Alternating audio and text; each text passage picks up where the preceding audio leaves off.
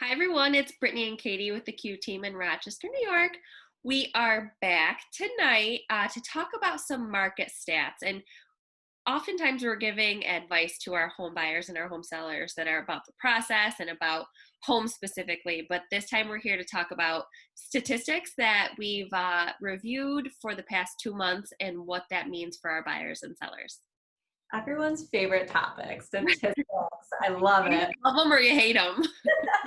But being a former accountant, I actually do love stats. So I love them. it's a little bit of information. We won't bore you too much with the numbers, but we will kind of go into depth about how these numbers really impact the market and impact you if you're planning on entering the market. So the first stat we wanted to chat about was the median days to sell. So that really is how many days for most homes are they on the market before they sell. So the number for April of 2020 was 6 days. The number for May of 2020 was 5 days. And we just wanted to address the fact that we do think these numbers probably are a little bit skewed, just in the sense that a lot of sellers are doing delayed negotiations. So that means that they are listing the house and letting, X amount of days pass by before they look at any offers, so that everyone has a chance to get an offer in and they can review them all at once. So go ahead, Kaylee. Yeah, that doesn't mean that they didn't necessarily have interest sooner than that or actually receive an offer sooner to that. It just means that they reviewed them all X number of days after they listed, and so that's the contract date goes based on when they accept it. Absolutely. And so we would say probably a lot of these homes are more closer to that 1 to 2 day mark is what we're seeing in the market. For something that doesn't have delayed negotiations, it's much quicker. Absolutely. So sell price to list price ratio is the next topic that we wanted to talk about. April of 2020, that percentage was 100% of the sell price to the list price. In May, the average was 100.1%. And this is based off of, so the closing date is usually about 2 days or 2 months prior or after the contract is written. So a lot of these numbers are based on things that sold in February or March. So these numbers we're expecting in June and July to probably be a little bit higher than what we're seeing right now because of the activity and the competition that we've seen. So it might be over that 100% mark. I was just going to say, I definitely think we're going to climb over that 100% over the next couple months. For sure. And then lastly, the number of new listings we wanted to discuss. So we looked at the 2019 numbers and the 2020 numbers to kind of compare those and let you know what is typical and what we're seeing right now. So April of 2020, there were 676 new listings in Monroe County. April of 2019, that number was 1,394. May of 2020, we saw 1,057 new listings, and May of 2019, we saw 1,529. So comparing to last year, it's a lot less, as we kind of expected with everything that's been going on the last 2 months. However, we are comparing to last year, which was also low inventory. Right. So I think that's important for people to know how that low inventory impacts them, and also to see the change from April to May. We saw a huge drop in the numbers in April, and we're seeing them climb up closer to what we saw last year and closer to more normal of the last couple years, meaning that we're starting to see things in the market and inventory start to normalize a little bit to typical spring market.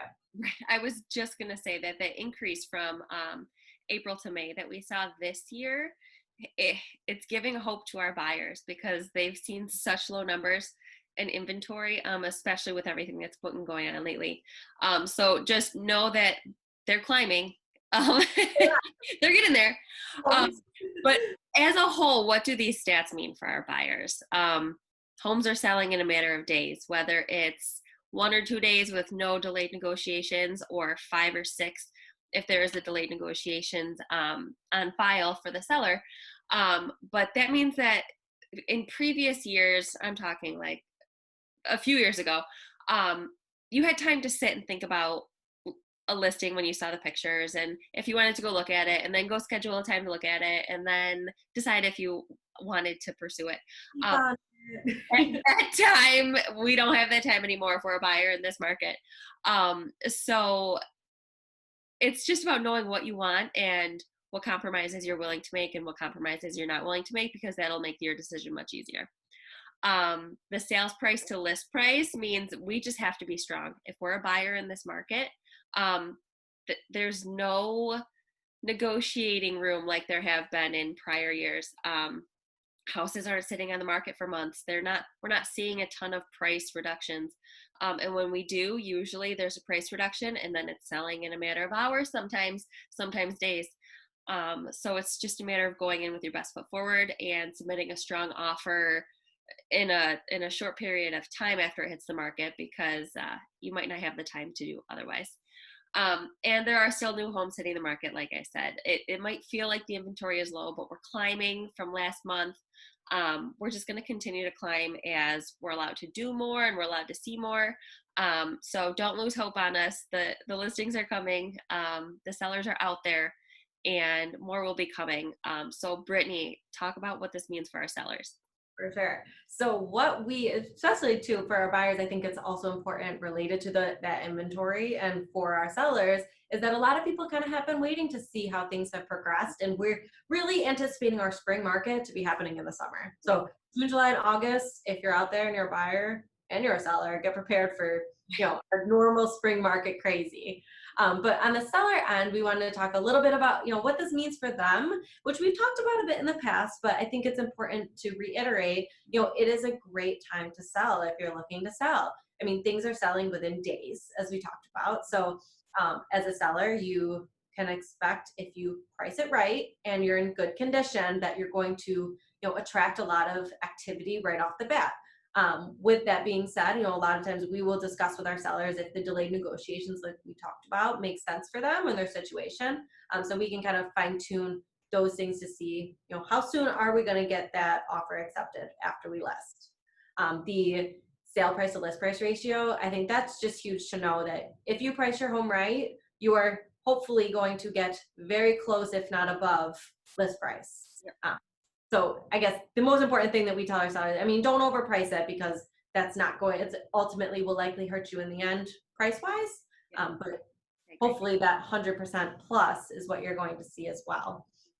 And then lastly, the inventory, as the inventory climbs for a seller, I think it's just important to keep in mind that more inventory means more competition for you on the selling end. So if you're thinking of selling, probably sooner than later is a good choice, depending on your situation, if it works out. The less competition that you have, the more buyers there are that they have less to look at, and that ultimately drives up the competition and drives up the sale price. That goes hand in hand with what we were telling our buyers, is that the inventory is climbing. April we were at 676, and May we were at 1057. That's a big jump. Yeah, absolutely. So our buyers are having more to choose from, which means that if you are a seller, you are up against some more competition. For sure. So I guess ultimately, if you are a buyer, please reach out to us and we can kind of talk about how you stand out in this competition, what you can do to make your offer stand out when we are seeing those multiple offers, or making sure that your price and your budget is in accordance with, where you're looking, so that that you can stand out.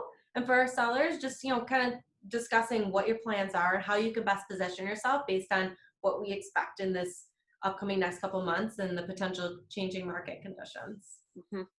So I guess if this was helpful for you, you're entering the market, or someone that might be entering the market as a buyer or a seller, share this with them just so they can get a little bit more educated on the numbers and how that might impact them, and how they can best take advantage of the market one way or another.